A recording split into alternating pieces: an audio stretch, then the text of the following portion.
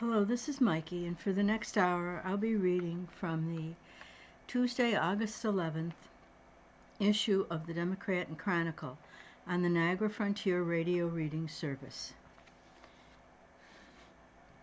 So, let's see what we've got here. New York seeks to lessen fraud in Medicaid system. State faces federal suit over home care program. This is written by Emily Barnes.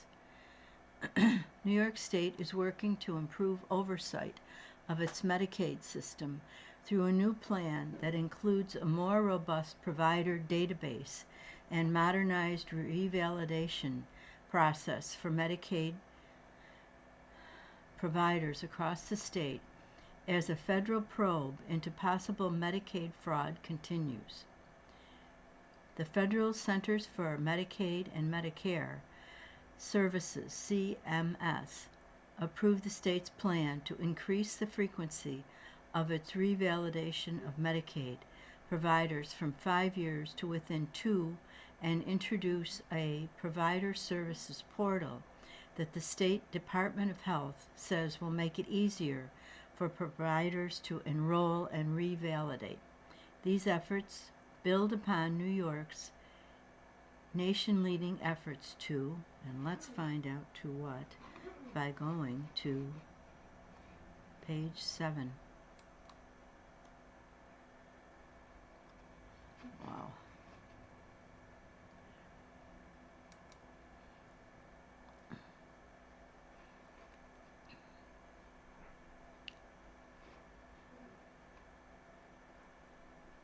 Okay.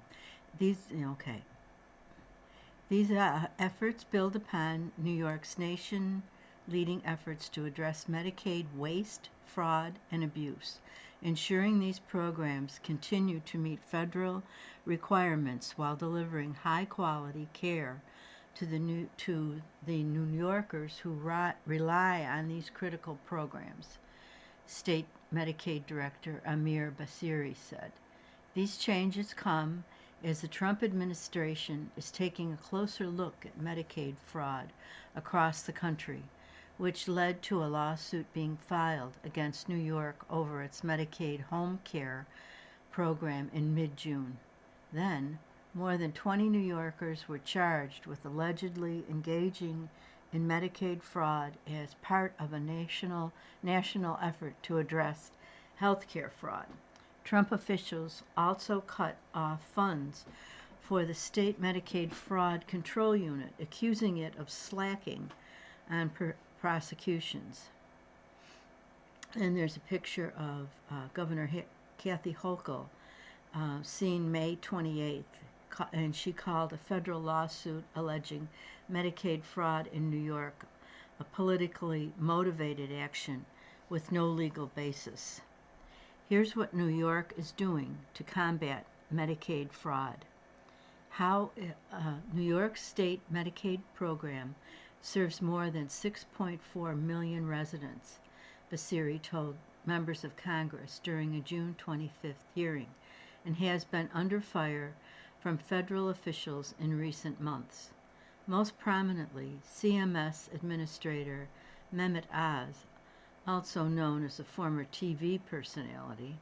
Dr. Oz sent a letter to Kathy Hochul and state officials in March scrutinizing New York's Medicaid spending and threatening to withhold payments for the health insurance program unless the state complies with its demands.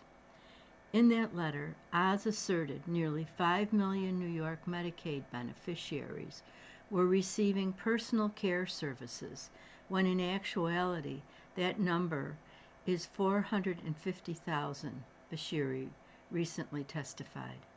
On a national level, health policy think tank Paragon Health Institute President Brian Blase asserted many states cheat to circumvent federal Medicaid eligibility rules, adding that Medicaid fraud cost federal taxpayers an estimated $33 billion in 2024 during an August 4th Senate hearing about Medicaid.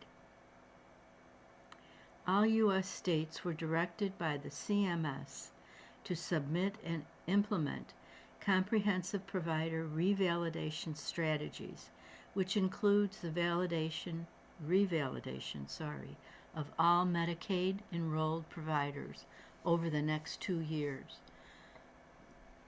New York is adhering to this requested action by increasing the frequency of its revalidation from its current 5-year cycle to within 2 years, state health officials say.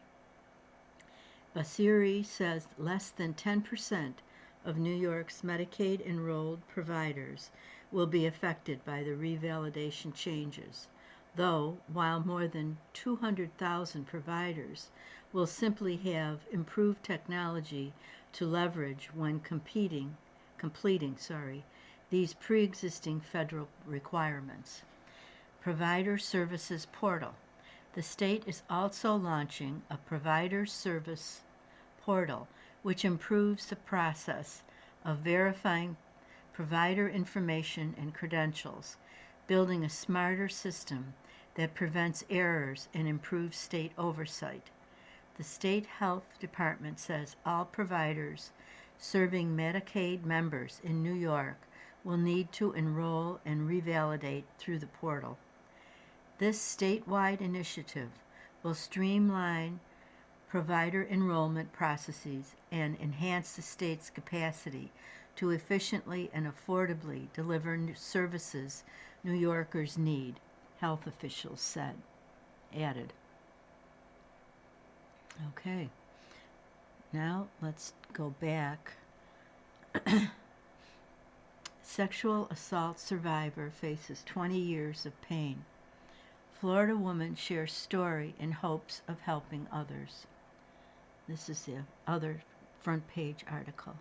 We have a picture of Karen Morrell of Merritt Island, Florida, wants to help others by sharing her story about a sexual assault that she said she experienced more than 2 decades ago. Merritt Island, Florida. For nearly a decade, Karen Morrell has kept an unsent letter addressed to the man she said sexually assaulted her after a night at a beachside bar in 2004. She titled it, quote, "My Mistake," unquote. For years, Morrell believed her mistake had been trusting someone she considered a friend. But the mistake, Morrell eventually came to understand, was spending years believing his actions were her fault. Now the letter isn't just a reminder of what happened, but of what she's overcome to rebuild her life. Quote, "I have used this horrible night and the past 20 years to help people who are still sitting in that darkness," she said. It was October 2004 when Morrell, 34, accepted a glass of wine from someone she knew. That led to a dark, disoriented night where Morrell said she came in and out of consciousness as she was being assaulted. "My mom gave me some very good advice when I was entering high school," she wrote in the letter. "Never accept a drink from a stranger and never leave your drink unattended." Morrell followed that advice through high school, college, and start of adulthood, until that night. "My mistake," she wrote, "was seeing who I thought was a friend versus a stranger," unquote. Morrell never reported the alleged assault to police, and no criminal charges were filed. Florida Today, part of the USA Today network, is not identifying the man because Morrell's account can't be independently corroborated. But Morrell's ex-husband, a friend, and her therapist all confirmed that she disclosed the alleged assault to them.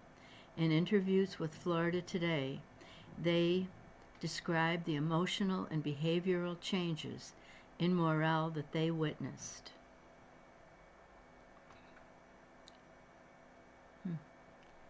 Okay, now let's see if we can find out if there's any more of this article. Okay, here we go. Sorry.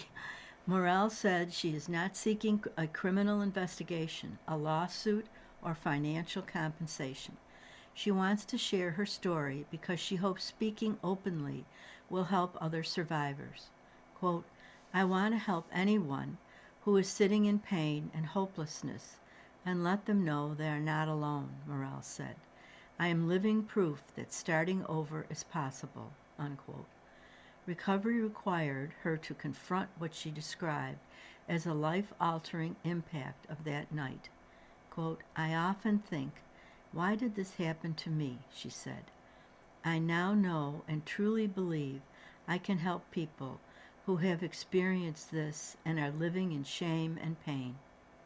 The owner of Shag Surf and Sport in Florida's Merritt Island, Morel remained at her shop later than usual on that warm autumn evening. Let's see. On her way home, she stopped at a popular restaurant and bar to look for a female friend who was staying at her home. The bar was packed. Morel knew many of the people there and stopped to chat with them as she moved through the crowd toward an outdoor tiki bar. There she saw a male acquaintance and asked him whether he'd seen her friend. He hadn't, but he invited Morel to sit on the bar stool beside him while they both kept watch. Before she went to the restroom, he asked what she wanted to drink. She requested a glass of Chardonnay, and when she returned, the wine was waiting for her.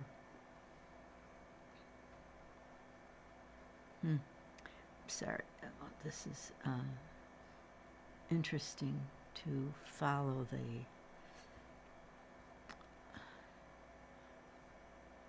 next pages. The two made small talk, sorry for the delay, but after 2 or 3 sips of wine, Morel said, everything went dark. She has no memory of leaving the bar. Morel remembers regaining consciousness twice during what she described as a sexual assault by the man, first inside a car and later on a couch in what she recalled as a, quote, dark, dingy apartment, unquote. She remembers seeing another man in the background, a male roommate, someone she also recognized. Quote, I remember trying to ask, why are you doing this to me? But couldn't put 2 words together, she said, before everything went dark again. The next thing Morel recalled in attempting to put on her flip-flops, stumbling down several steps and getting into her car. Quote, I vaguely remember driving, but felt as if I was pulled over. It would be obvious that I was drugged. I almost wished that it would happen, unquote. Assistant State Attorney Julia Lynch, who leads Brevard County's Special Victims Unit, could not speak to the circumstances surrounding Morel's allegations and has never spoken to Morel. Excuse me. However, Lynch has prosecuted numerous sexual assault cases in which victims believed a drug had been placed in their drinks. Quote, after having 1 or 2 drinks, they suddenly feel like passing out, Lynch said. They wake up and all of a sudden realize something is not right. An assault occurred. It's not a rare occurrence, unquote. Date rape drug is an informal term for substances used to impair a person's judgment, memory, or ability to resist or consent to sexual activity. The term is often associated with substances such as flunitrazepam,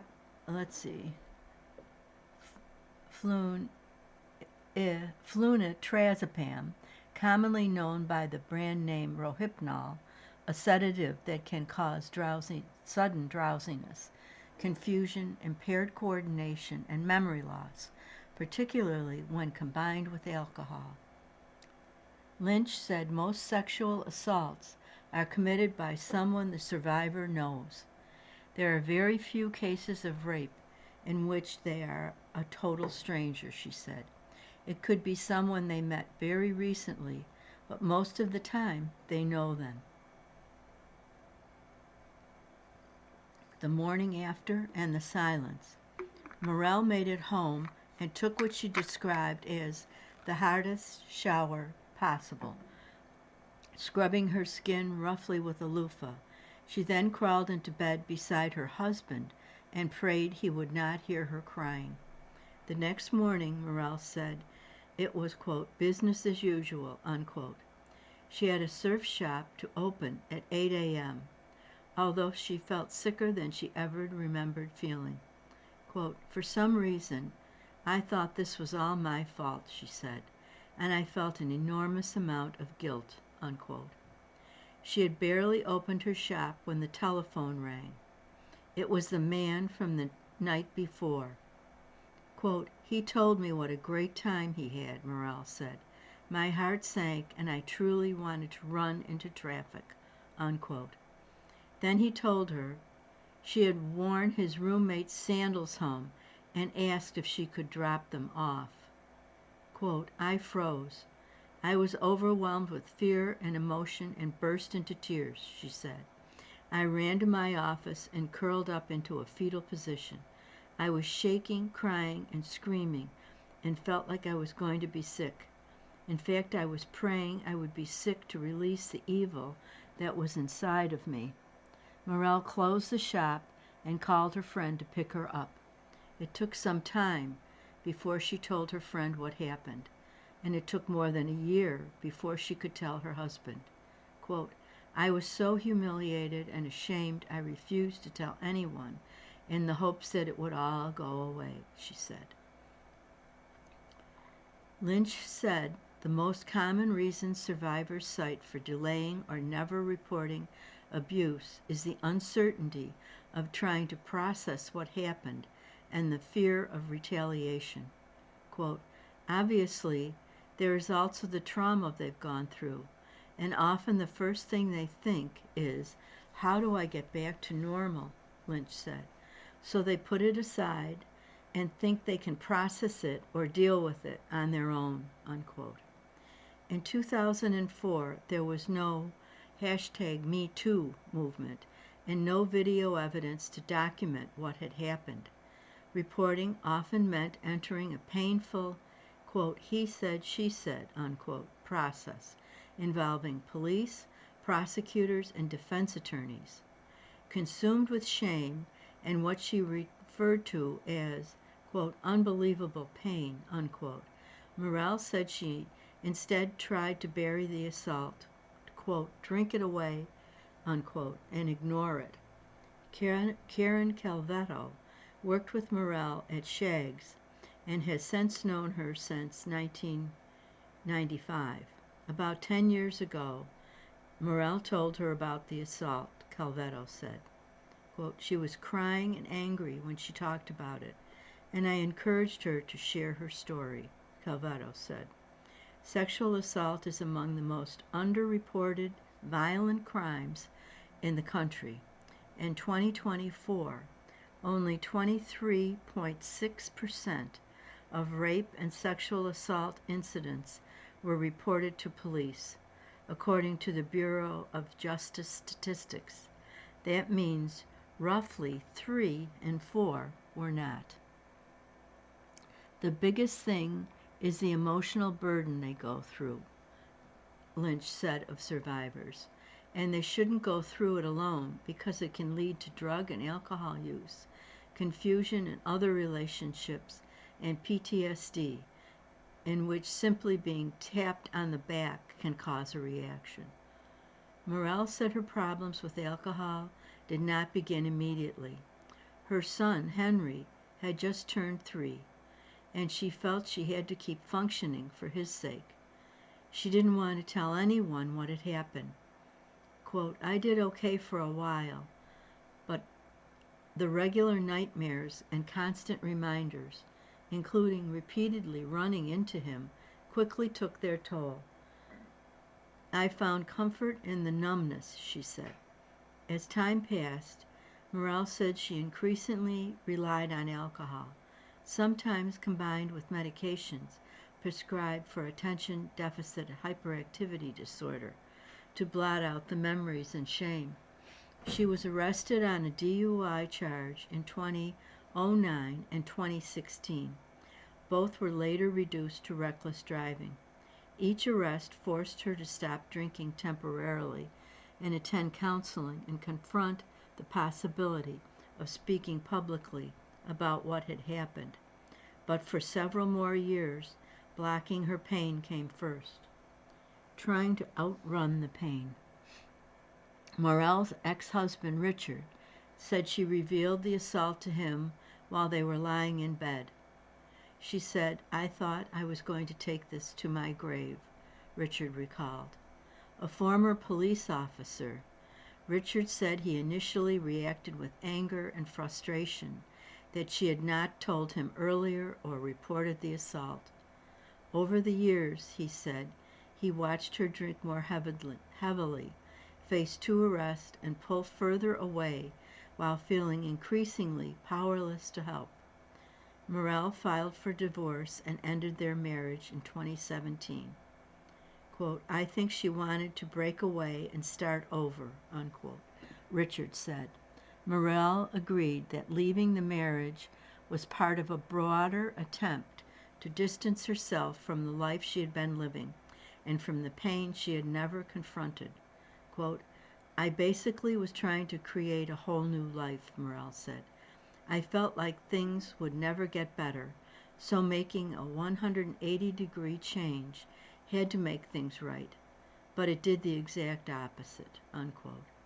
Morell said that after that 2004 night, she felt she, quote, "was no longer the same person," unquote. Her surf shop also suffered.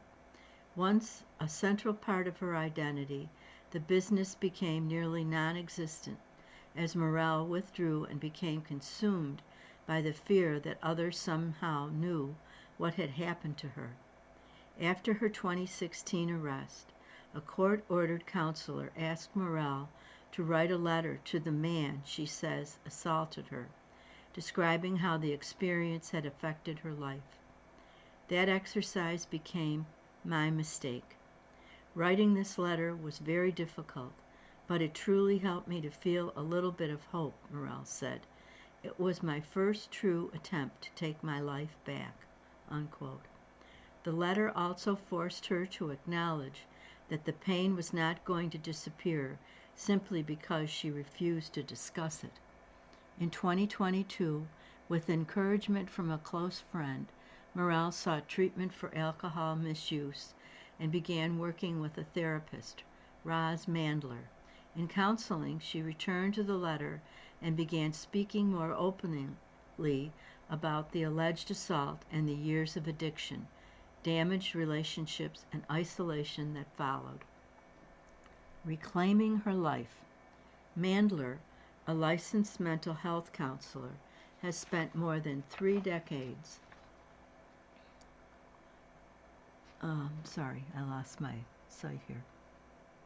Working with survivors of sexual assault and abuse, including supervising sexual assault services for victims at the Brevard County State Attorney's Office.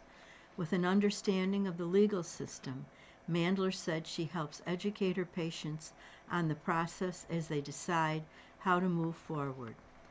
Quote, "This event crushed her soul and led to drinking, self-harming behaviors, the end of her marriage, the end of her surf business, and much self-hatred," Mandler said. Many people, Mandler explained, do not report sexual assault out of fear that they won't be believed. Others lack family support or fear the possibility of re-traumatization by the legal process. Quote, "In therapy, we addressed misconceptions about sexual assault and focus on being a survivor, not a victim," Mandler said. The event may be over for the perpetrator, but it can cause lifetime consequences for the victim. In December 2025, Florida State Attorney William Shiner announced a Brevard County Special Victims Unit with the goal of better supporting vulnerable people as they move through the court process. That's the unit Lynch leads. Mandler said she focused on helping Morel achieve sobriety, regain her self-respect and business reputation, and start standing up for herself by sharing her story. Morel credits therapy with Mandler, whom she said, quote, truly changed my life, unquote, with helping her to remain sober for the past 3 years, relaunch Shag's Surf and Sport as an online business, and reconnect with Richard in 2022. Karen and I are not married. We don't need to, Richard said. We just started again with a new beginning. She has really made me proud. Now, Morel said, she wants to turn 2 decades of shame and regret into something that can help others. For 10 years, the letter has remained unsent. Morel said it may never get sent. She hasn't yet decided.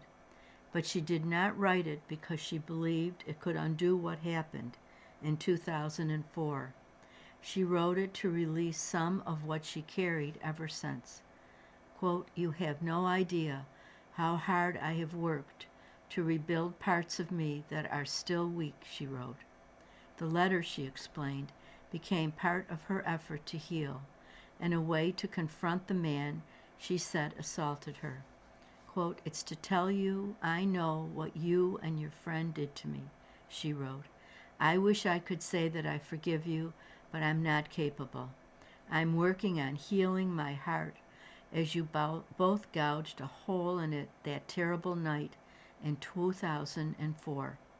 She is indeed healing. Quote, I need to make the 19 years I wasted into something powerful and positive, she said. That will be achieved by talking about my mistake and what not to do, because I did it all.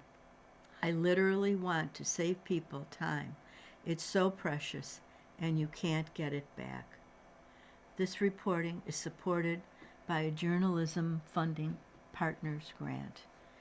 You are listening to a reading of articles and features from the Democrat Chronicle on the Niagara Frontier Radio Reading Service, and the time is 27 and a half minutes.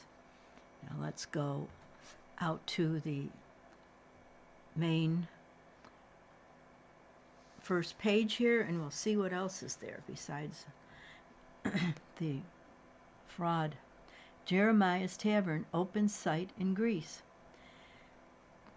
Tracy Schulmacher wrote this. Rochester Democrat Chronicle, USA Today Network.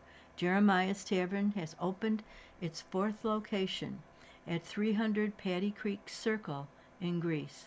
The airy space next door to an Applebee's restaurant was previously home to Silo Social, Don Pablo's, and the distillery. It has had a major transformation, including the addition of a central wall. A spacious bar on one side seats 100. Most of its high top seating.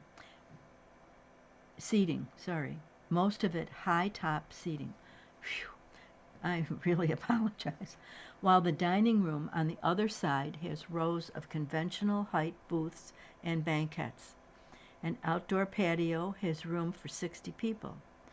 As with the other locations, the space is geared toward watching sporting events with 17 televisions in all. A huge television over the bar can be configured to show 4 games at once. Jeremiah's has a full bar, including 28 taps, which include Guinness Stout, IPAs, seasonal brews, local craft beers, and 1 cider. It is known for its chicken wings, served with a choice of 16 sauces and rubs with various levels of heat. Other menu items include salads, sandwiches, pizza, burgers, shareable bar fare, and entrees that lean toward comfort food. The Greece location has 2 rooms for private parties, one upstairs and there's a misprint here, and one on the 1st floor. The upstairs room can accommodate 50 people, while the downstairs room seats 30. The original Jeremiah's Tavern at 1104 Monroe Avenue in Rochester has been a mainstay since 1978. It also has locations in Henrietta and Penfield. Jeremiah's Tavern is at 300 Paddy Creek Circle in Greek. It has a large parking lot. It is open 11 a.m. to 10 p.m. daily. Find a full menu and order at online jeremiahstavern.com or call 585-565-9777. Okay. Now we'll go back to the front page and find out what else is going on. Let's see. Mayorana, sorry, I mispronounced that, someone's last name. Kilgore may be Bill's latest fifth round draft gem. Let's see what.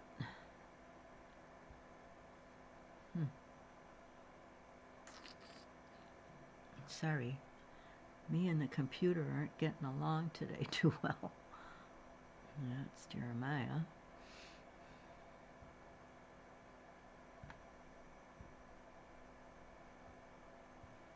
Well, this is not a happy circumstance. So I'm going to go back to the beginning and we'll start again. I'm sorry for the flubbing around here.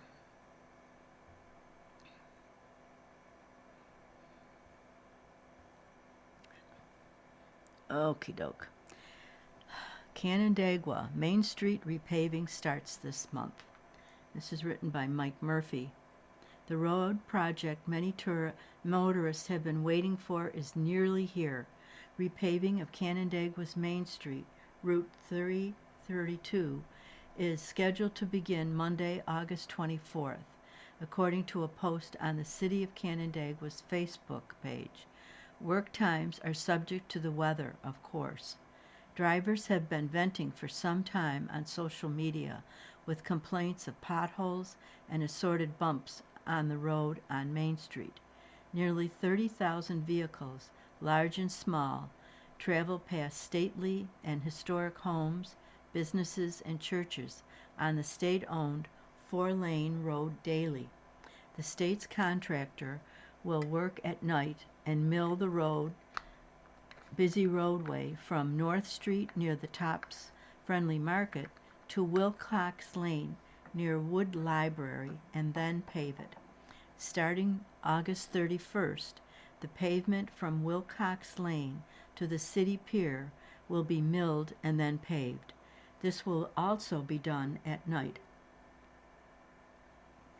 The contractor will not be working the nights when concerts are planned at Constellation Brands Marvin Sands Performing Arts Center, or CMAC, according to the city's post. Country star Luke Bryan and the Jerry Garcia Symphonic Celebration are scheduled to perform August 26th and September 1st, respectively. So Luke Bryan is August 21st and Garcia the 1st of September. This news comes on the heels of state road projects on Route 332 in the town of Canandaigua and state routes 5 and 20 from Geneva to Canandaigua. Okay. One of Rochester's liveliest festivals celebrates its 40th year. And we have a picture.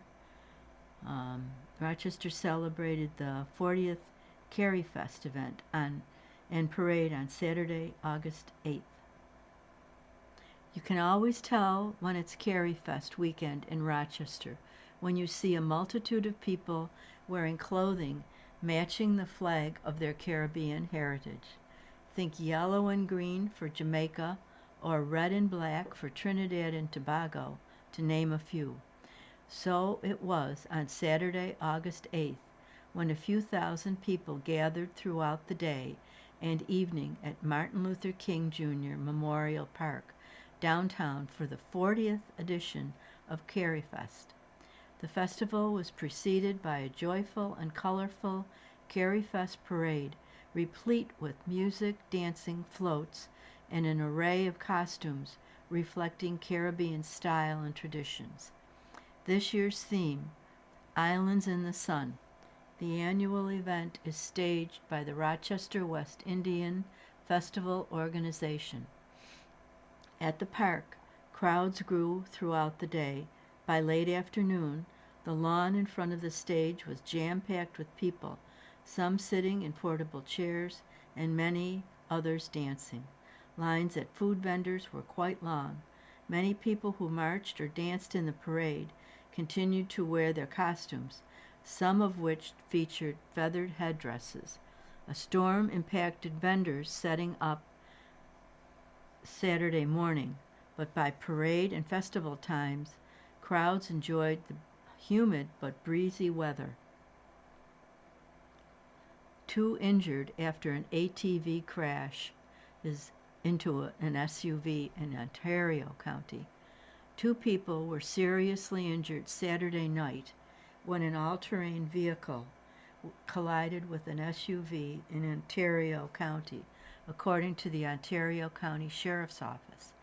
The crash happened around 11:10 p.m., August 8th, on Gauss Road in the town of East Bloomfield. Deputies and New York State Police responded to the scene. What happened in the crash?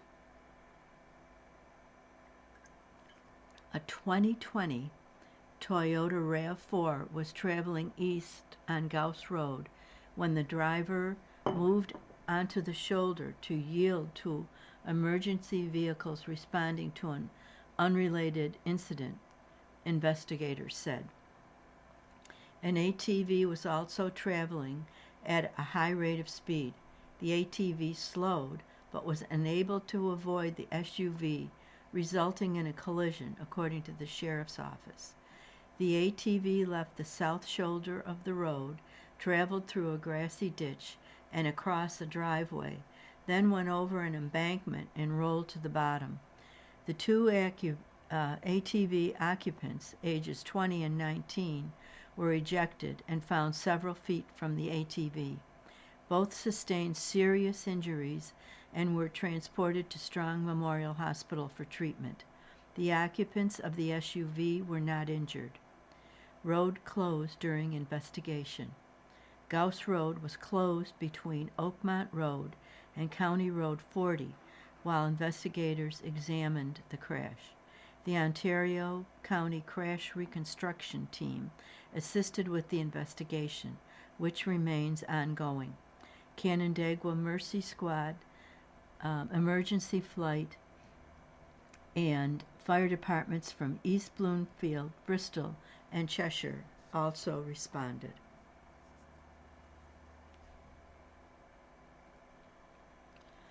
A 17-year-old stabbed during fight in Sodas parking lot.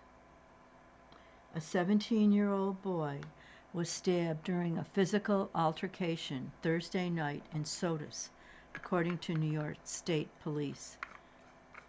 State Police responded to the subway parking lot at 40 Main Street in the village of Sodas at about 8:10 p.m., August 6th, for a reported stabbing. Investigators determined that 2 17-year-old boys who had a history of altercations became involved in a physical confrontation in the parking lot. During the fight, one of the teens suffered a stab wound to the abdomen. Victim is in stable condition. The injured teen was taken by ambulance to Strong Memorial Hospital in Rochester for treatment and was listed in stable condition, police said. The other 17-year-old was identified as a suspect. His parents returned him to the scene after learning police were looking for him, according to state police. The teen and his parents are cooperating with investigators. Investigation remains active. The investigation remains active because those involved are minors. Police said no further identifying information will be released. The Wayne County Sheriff's Office assisted New York State Police with the investigation. Okay, let's see what else we have. When does school start in Rochester?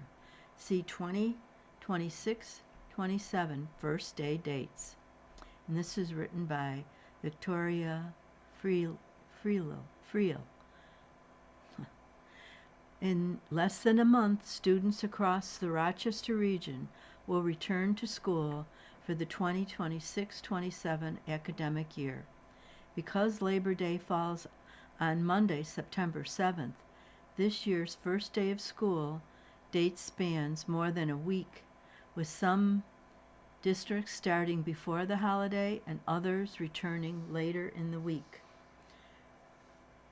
Of the 38 public school districts in Monroe, Ontario, and Wayne counties listed below, several will welcome students before Labor Day.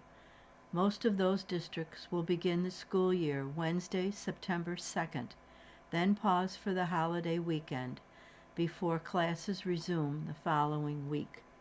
Those districts include Brockport, Fairport, Penfield, Webster, and Wayne Central.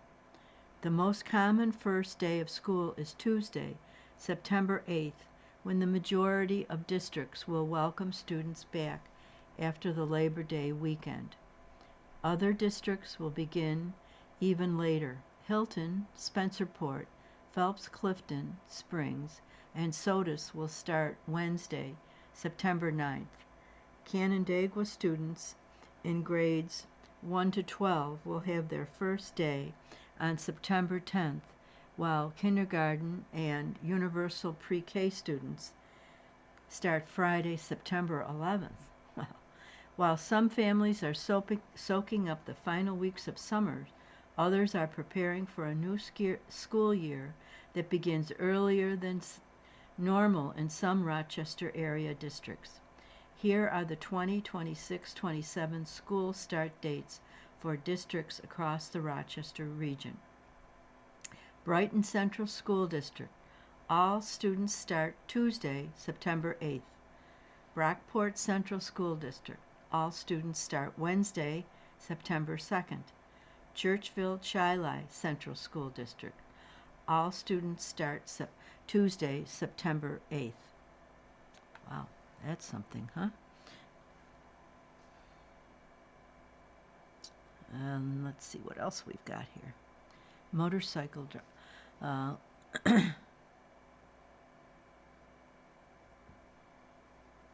Man dies after deputies shoot him at Henrietta Super 8 Motel.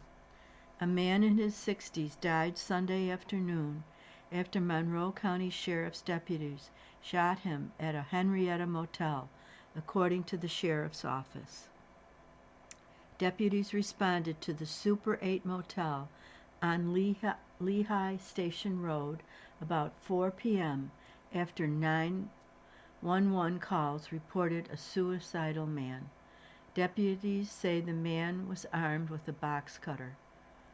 Deputies arrived within minutes and encountered the man armed with a box cutter, which authorities said he appeared to be using in an attempt to harm himself.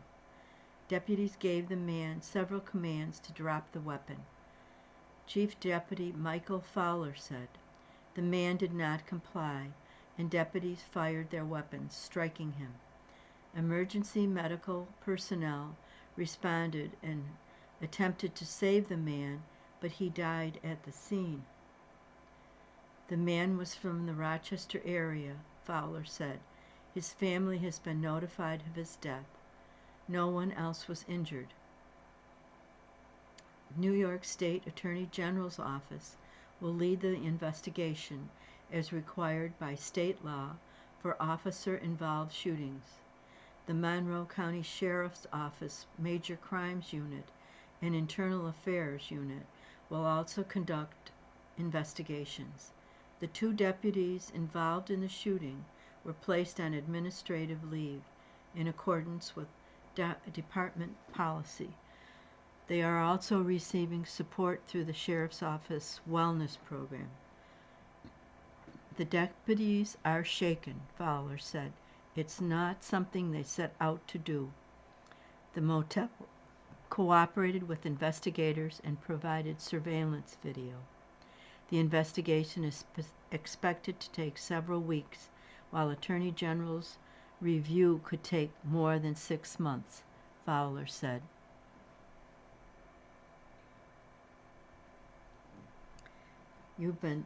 You are listening to a reading of articles and features from the Democrat and Chronicle on the Niagara Frontier Radio Reading Service. It is minute 45. 24-year-old swimmer found dead at Buffalo Harbor State Park. A 21-year-old West Seneca man was found dead early Saturday after being reported missing while swimming at Buffalo Harbor State Park, according to New York State Police. New York State Police Bureau of Criminal Investigation assisted New York State Park Police and the Buffalo Police Department with the missing swimmer report shortly after midnight on August 8th. Swimmer reports missing.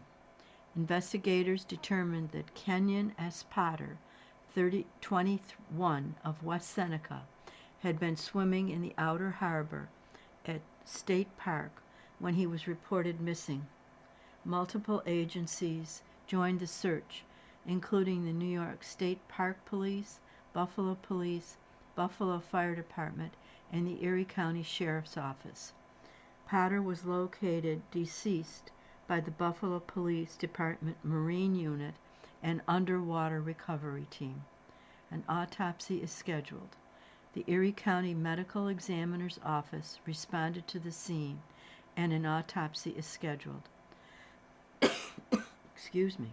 New York State Police Unmanned Aircraft System, the New York State Park Police, Erie County Sheriff's Office, Air 1, Buffalo Police, and the Buffalo Fire Department assisted with the investigation.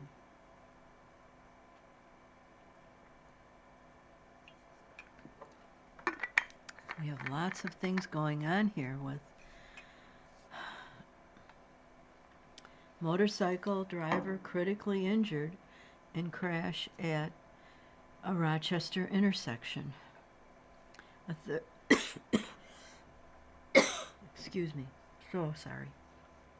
A 36-year-old Rochester man is in critical condition after his motorcycle collided with an SUV late Saturday night in Rochester, police said. The crash happened at 11:02 p.m. August 8th at the intersection of North Clinton Avenue and Norton Street. According to the Rochester Police Department, the man was riding a motorcycle westbound on Norton Street when it collided with an SUV traveling eastbound. The SUV was carrying 3 people and attempting to turn left into a nearby gas station when the crash occurred. The SUV's occupants remained at the scene and cooperated with police. A 21-year-old Rochester woman who was riding in the rear seat of the SUV was taken by ambulance to Strong Memorial Hospital with injuries that were not considered life-threatening. The motorcycle driver was also taken to Strong Memorial Hospital and remained in critical condition. The cause of the crash remains under investigation. The intersection was temporarily closed while police investigated the crash, but has since reopened to traffic.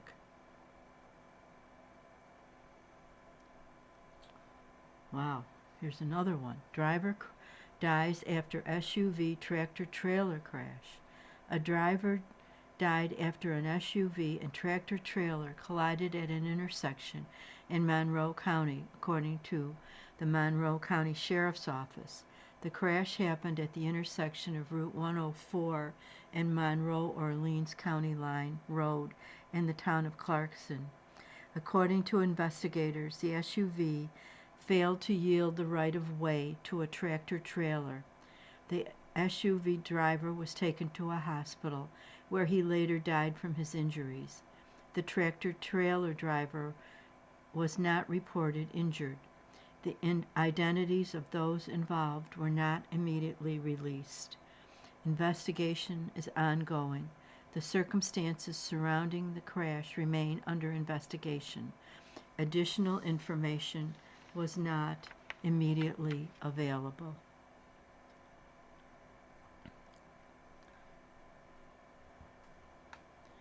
Officials seek to stop mail-in ballot rules. States warn of potential for midterm vote chaos. And this is written by Sarah D. Wire from USA Today. Less than 90 days out from the midterms, election officials are pleading with the Supreme Court to block the Trump administration from making changes that would allow the U.S. Postal Service to decide who gets mail-in ballots. And after the Postal Service made changes earlier this year that affect how quickly mail is postmarked, some states are urging voters to be cautious when putting ballots in the mail at all. Many voters expect that their ballot will be postmarked the day that they place it in their mailbox, but that is no longer guaranteed under the new rules. Quote, "We, and me personally, as a messaging issue, encourage people to use our ballot drop boxes rather than the mail system, just to avoid any potential delays or errors, or frankly, at this stage, attempts to interfere by the federal government," unquote. Washington State Attorney General Nick Brown told USA Today, quote, "Our ballot boxes are locally controlled and operated and don't involve the federal government. We generally encourage that as the best way to get people's votes in," unquote. President Donald Trump issued an executive order in March that instructed the Department of Homeland Security to compile lists of confirmed U.S. citizens eligible to vote for states, to consult, and ordered the U.S. Postal Service to deliver ballots only to voters on each state's approved mail-in ballot list. The move, part of his second-term efforts to extend more federal authority over how states run elections, plus the postmarking changes, put the Postal Service at the center of the fight over who will control the House and Senate for the final 2 years of Trump's presidency. Trump, who has voted by mail himself, has zeroed in on absentee ballots, which he says, without proof, are often fraudulent. The Justice Department has argued that a lower court acted too soon in blocking the executive order because the Postal Service has not finished writing the rules that would put it in place. Quote, "Because of pending litigation, we have no response to offer on any questions related to the executive order or the proposed rule," a Postal Service spokesperson said. Quote, "The entire Trump administration will continue lawfully enacting the agenda President Trump was elected to implement, which includes the safety and security of American elections," unquote. White House spokesman Lauren Biss told USA Today. Quote, "This campaign pledge from the president is why millions of Americans sent him back to the White House," unquote. Legal challenges to Trump's order.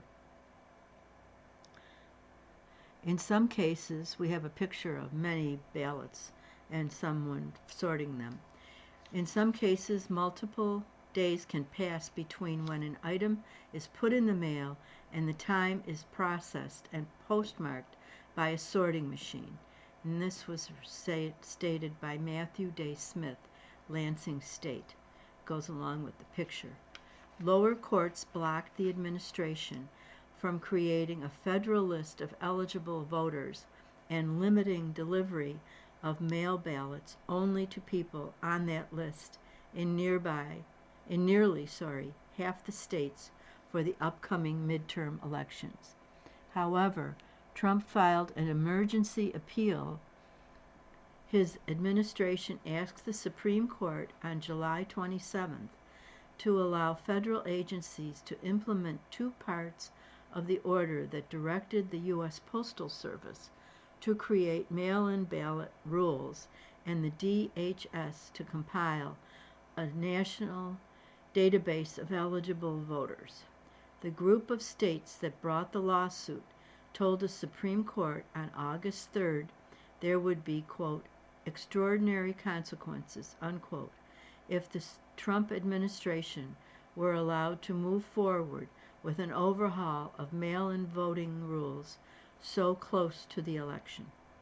On July 5th, a bipartisan group of more than 100 elected officials filed a friend of the court brief to explain the administrative challenges if the executive order were to move forward.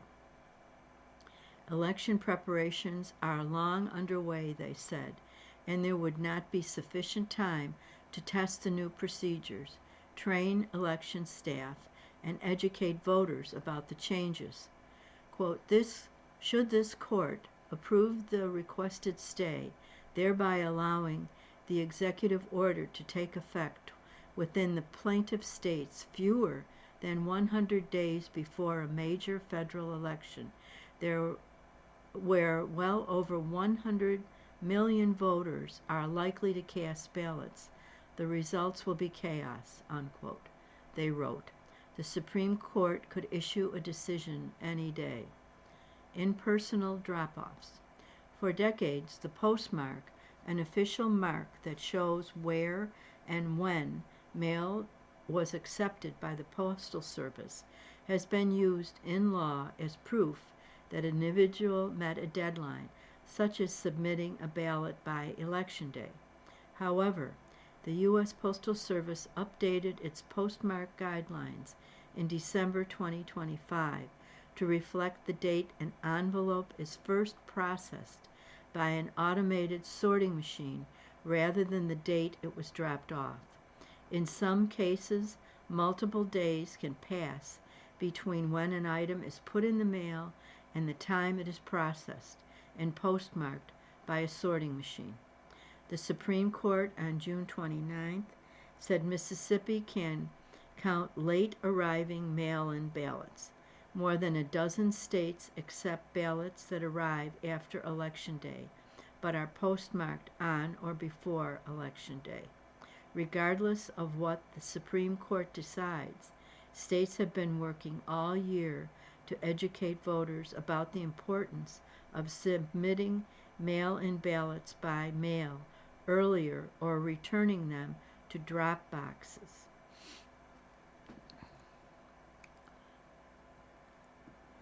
The Supreme Court on June 29th said Mississippi can count late arriving mail-in ballots. More than a dozen states accept the ballots after Election Day. Regardless of what the Supreme Court decides, states have been working all year to educate voters about the importance of submitting them earlier or putting them in drop boxes. That includes direct appeals such as social media outreach, media engagement, radio ads, and mailers, according to multiple state offices. You have been listening to a reading of articles and features from the July, I think it was 11, no, this is, sorry, I'm going to have to go back to the front page.